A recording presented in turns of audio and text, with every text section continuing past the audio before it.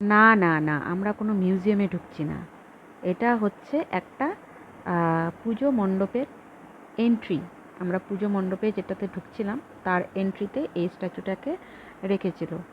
আর দেখো বাপরে, পুরোটাই সবুজ দিয়ে করা। ওদের পুরোটা কনসেপ্টই ওদের সবুজ দিয়ে করা ছিল, মানে গ্রিন কালারের হবে।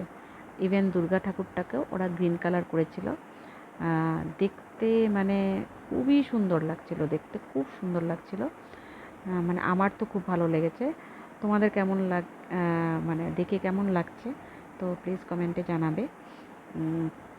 আর সেখানে না ওরা এই গাছপালার মধ্যেই ছোট ছোট পাখিও করেছিল এই স্পঞ্জ দিয়ে, হোয়াইট হোয়াইট কালারের পাখি।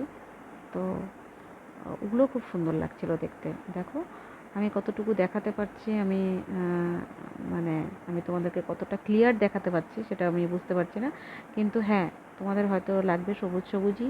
পুরোটা কনসেপ্টই ওদের সবুজ ছিল আর এতটাই ভালো লাগছিল সবার। আর আমরা দেখতে দেখতে অনেকক্ষণ আমরা কাটিয়েছি ওখানে ভিতরে। তো এখানে এসে দেখছি সানব ডান্স করাতে ব্যস্ত। আর সেখানে গান চলছিল কি, আমি গানটা গেয়ে বলছি। आजा ना छूले मेरी चुनरी सनम, कुछ ना मैं बोलूँ तुझे मेरी कसम, आए जवानी सर पे मेरे, तेरे पे क्या करूँ जवानी पे रहम। हाय, এটা কোন মুভির গান প্লিজ কমেন্টে জানাবে। আর হচ্ছে শানক খুব ব্যস্ত ছিল ওর বুনুর সাথে ডান্স করতে। আর আমাদের এগুলো দেখতে দেখতে টাইম হয়ে গেছিলো বাড়িতে যাওয়ার। তো আমরা সবাই ট্রেন ধরবো, এটার জন্য আমরা তাড়াতাড়ি পুজোটা দেখে কমপ্লিট করে তারপর আমরা বাড়ি যাব।